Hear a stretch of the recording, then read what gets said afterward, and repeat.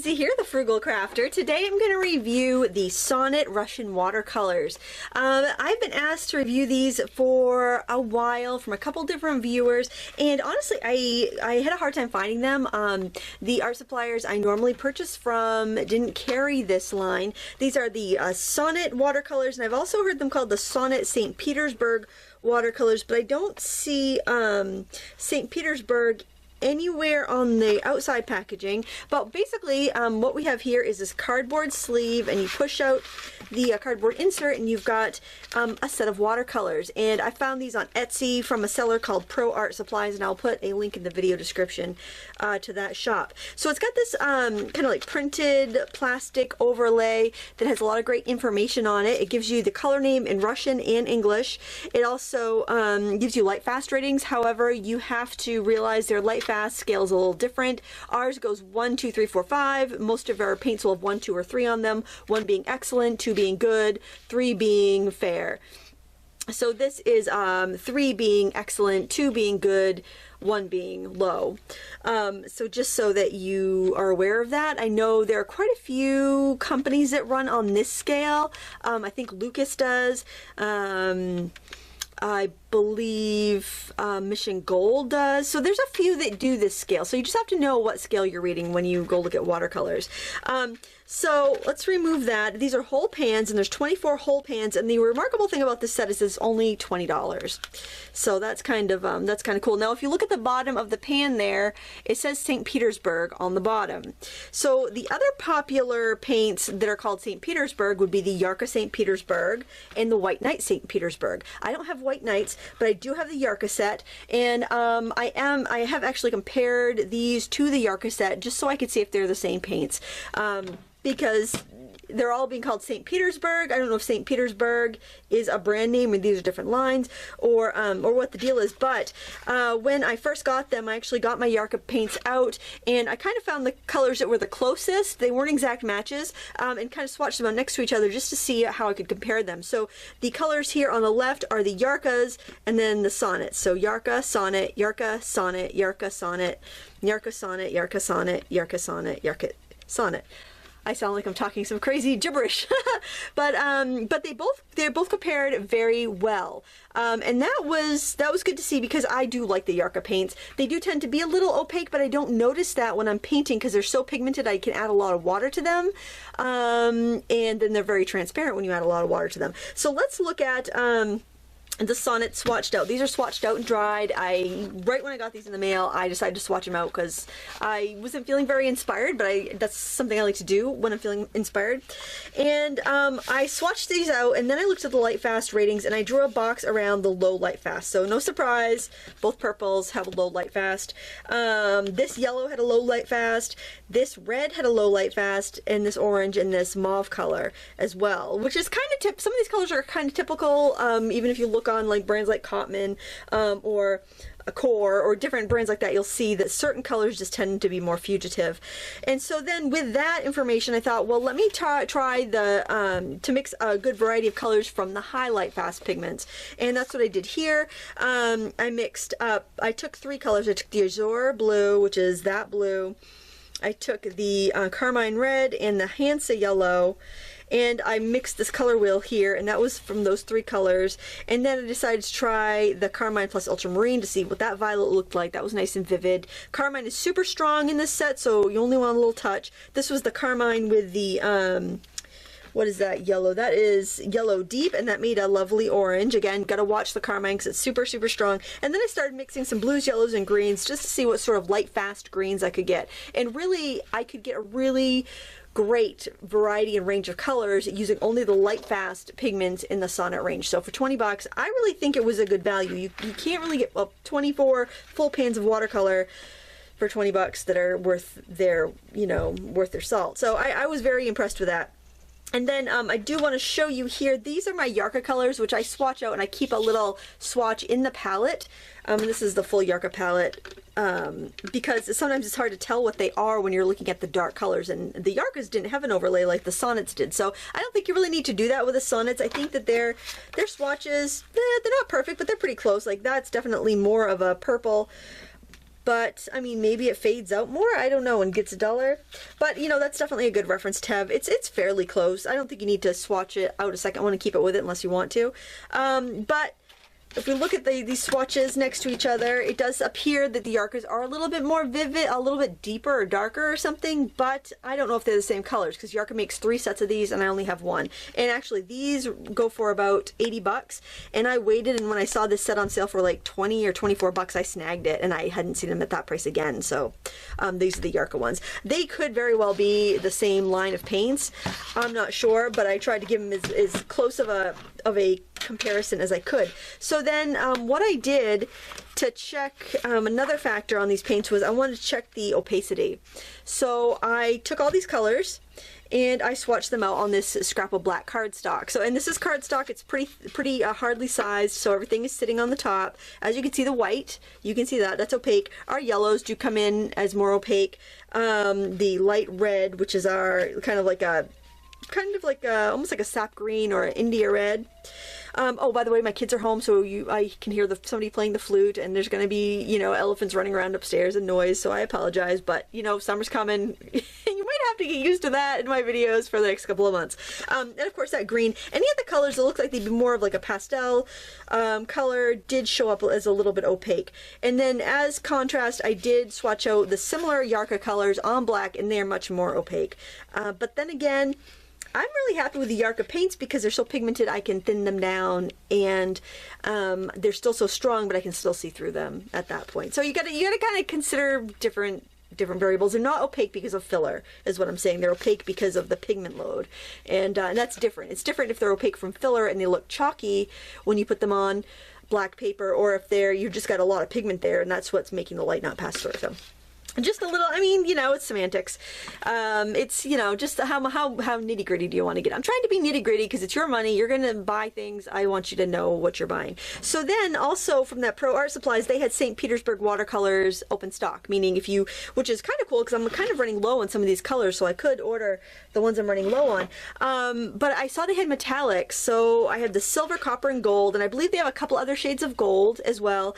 And I swatched those out on black because I'm more likely to use metallics on top of a darker color, and they showed up really well. I think these would be nice for card makers, and I'm not sure, but with other metallic paints I've used, you need to let them dry out before you put them away. You don't want to close them up wet in a palette. I'm not sure if that's the case with these. I think some metallics might have fish scales instead of mica, and that's why. I'm not sure. I know the twinkling H2Os, if you close them up before they are dry, they will mold. So I'm not taking any chances. I am just making sure these dry out. I'll probably end up just setting these maybe inside of here, because then I can just kind of set them in there. They're the same size, and they are St. Petersburg, so that's probably what I'll end up doing there.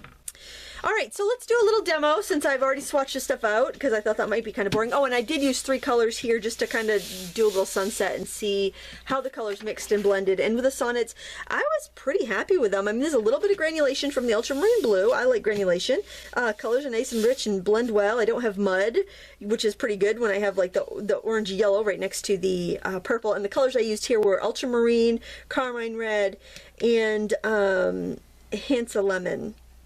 So just a little info there. I think I'll just do the demo on the back of this. Why not? I'm not expecting to create any really awesome art here. I'm just gonna have some fun. So the one drawback here is that you don't have a mixing area.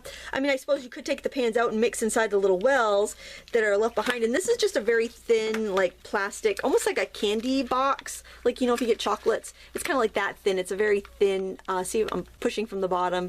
It's a very thin, like blister pack type plastic. It's not thick like a molded like palette that you would buy. So just to let you know that it's, you know, you're buying the paint, you're getting no bells and whistles, but you are getting decent paint for 20 bucks. I think that's decent. And I was not paid to do this review or sponsored in any other way. I contacted this company, and so yeah, so all these opinions are my own.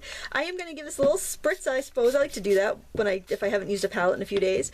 And I'm going to start just we're just going to do a rose. It's nothing fancy, guys. We're going to be easy breezy here today. I'm going to start by painting on a little rosebud, and I do like this Carmine, so I think I'm just going to paint on a little rosebud here with the Carmine. You can see we get a nice laydown of color. Now, they have light fastness ratings, so I can see how light fast the color is. I didn't see anywhere the pigment composition. I'll just look on the back of this box. It doesn't say what the pigment composition is on these, so I don't know if I'm getting a synthetic dye or real like pigment or synthetic pigments. So that, I mean, they're light fast, so I'm assuming they're probably not a dye, because light dyes are not that light fast. And let's get a little stem there. This green deep is pretty, and that had a medium light fast. This almost reminds me of like a hooker's green. And we'll do some, and it is nice to have the overlay, because if you can see here on the palette, that green, it almost looks like black. It's really hard to tell the difference between green and brown and purple, because they're transparent, and that's the thing. That's how you can kind of tell if your paint's going to be transparent or a little more opaque. How does it look when it's dried? If it looks really dark and you can't really discern the color that well, it's going to be a transparent pigment. If it's more opaque, like white, obviously, the yellows, the browns, then it's going to be more opaque if you can discern the color from the from it sitting in the pan, and that's another reason it's important to swatch out. So I'll do a couple of these little guys here. I'm letting the color flow. I like to see it flow. I'm just working on really cheap paper. I know there's a big bone of contention with people. Well, use the best you can get. You know what? I use cheap paper when I'm practicing. You know, and that's what this is. I'm trying out paints. I'm not going to use my arches on this. I think I'll just try this green. This green had a really high light fast rating. It's kind of like a permanent green light, I would say. I don't know, what are they calling it? Sap. They're actually, really, they call this sap green. This is not what I would call sap green. This is not what I think of with sap green. I'd call this maybe apple green, or I think it's most like permanent green light if you're looking for an actual terminology. But then again, these are Russian. They could be a bit of a language barrier. I'm just putting in some little rose petals, and I'm holding it up just so that you're not getting completely caught in the glare of the light. I hope you're finding this useful. I think it's important to see. I mean, I showed you the swatches, but I also think it's important to see the paints used. I'm using a synthetic brush. This is the Royal Majestic. I really like these. I like these and the Aqualons. They kind of come to a razor sharp point, so I can get in tiny details. This is a number 8, but I also can kind of push down the brush more and get some more thicker. I'm painting the other half of these leaves in with that darker green. I remember when I first started painting, and I was 7, and I remember I hated to say the name Hooker's Green because I thought it was a bad word. It probably was like a fisherman or something. That's probably how it got its name. But you know, I was like, oh, I don't think I can say that word. I'm dropping a little yellow ochre here. Gold ochre, they call it. So, I mean, it could be that these are so affordable because they're produced in Russia and maybe it doesn't cost as much to produce things there. I don't know, like how things are much cheaper when they come from China. These are not these do not feel like cheap paints. I like the way they flow. I like the way they work. These again would be something that I would have no problem using in like a class or even for my own work. I mean, if the light fastness holds true, I probably would be hesitant to sell my work done with these until I'd had a chance to like maybe hang a few things up on a bulletin board and see if they hold up or not. Maybe practice on some greeting cards or something. My studio is pretty rugged because I've got so many daylight lamps down here that if something's gonna fade, it fades pretty quickly. The ID caps on my markers faded within a year, just with my light down here, and it's not even on all the time. So just to give you an idea of what I have here. Now if that's too dark, I'm just gonna blot it out. And I think I will, I don't have my credit card scraper sandy. That's what I like about this brush is it's got the bevel ends, and these, you can find these pretty much anywhere online, but if you go, and I'm talking about the brush here, but if you go to like AC Moore, they have them in multi-packs for like 20 bucks, assortment sets, and you can use a coupon on it, and sometimes they go on sale 40% off. So honestly, I would buy them there just because you're going to get so much more for your money if you get them on a sale or with a coupon. And they're great. They're great brushes. It's so nice that the craft stores carry decent brushes now. It wasn't always the case. I remember my first 2 watercolor brushes when I was 7. The half-inch flat cost $20 and the number 6 round was $6. And that was in 1983, 82, 83. So, I mean, that was a lot of money back then, just be spending on a kid's paintbrushes. And I think I'm going to do, let's do a little rose. Let's do an open rose. I think I'll start with this yellow here. Do some, I'm just going to be real loose here. Somebody brought it to my attention. My friend Rich, hi Rich, brought it to my attention that my work had been getting a little tighter lately. A little more uptight in the painting department. I thought, you know what, you are right. I think it's because I've been, school's getting ready to finish up, and it kind of, I kind of think, oh my gosh, I gotta get all these projects done before the kids are home for the summer. And I think it makes me a little bit, you know what, I want to try that Carmine color. Not Carmine, there's another color I want to try. That Madder Lake Red. It's kind of like a mauve. It's not very light fast, but I want to give it a whirl anyway. So I think I kind of get a little bit more, I don't know, uptight when I'm working. This, like, knowing that I only have a few days before, you know, I don't have all day to finish something. And yeah, let's try some of the other red here. I have no idea how this is going to come out. I didn't practice. This is practice. This is practice. You get to come along for the ride. This is such a pretty color. I'm bummed that this isn't a very light fast one. This would be a good one to play with on cards, I think. And I'm just, you know, I wouldn't be holding this up, but except I know you guys are getting hit with the glare because I can see it in my monitor. So this is probably the most hideous rose. Oh my gosh. I'm going to blame the paper. It's a cheap student grade paper. Well, who knows? You never know. You look at it later. Sometimes it's okay. That's what I'm going with. Let's put a couple more petals. Because, you know, if it's not turning out well, add more stuff. That always makes it better. This paper is, you can get this pretty cheaply too. This is the Canson, what do you call it? Canson Mixed Media Watercolor? No, it's Canson Watercolor Blue Label. It's really cheap. It's like, I don't know, $5 a pad, 9x12 at Walmart or AC Moore. I got mine at AC Moore. It's like they have a really great teacher's discount at AC Moore, so that's what that's kind of why I tend to go there if it's like a big bag. I used to go to Joann's all the time. That used to be my go-to big box craft store, but they don't do that. You have to be a public school teacher with a teacher ID to get their teacher's discount. They don't take like independent teacher. They don't give independent teachers discount. So all I have to do is show my pay stub of the different programs that I teach over at AC Moore, and they give me my discount. So I mean, yeah, AC Moore. Michael's too. Michael's is really good. Their teacher's discount. Okay, that's not a great rose, but we're, you know, we're playing with paint. But you're playing with paint, everyth's fine. Let's do some, and see what I mean about twisting the brush, pushing it for get a bigger shape. My words, I'm running out of words. I've used up all my words for the day. We'll do that over here too. But you're getting a good review, I think. I hope it's helpful. Let me know in the comments below if it's helpful to see this review here.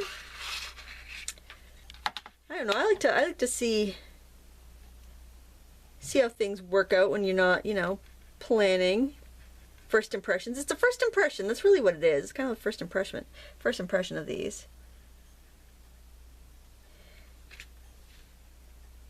Can layer. Lift up. I don't know. I'm pretty impressed. At 20 bucks, I don't think anyone would regret buying this at $20 because you can afford to experiment. And there, just going over the damp paper, I'm really pleased. Maybe I shouldn't have used a red because red sometimes photographs pretty difficultly, but I'm pretty impressed with how they mix. The colors are just stunning. Like, this is a high Lightfast color. I thought this would be one of the low Lightfast colors because it's such a almost fluorescent,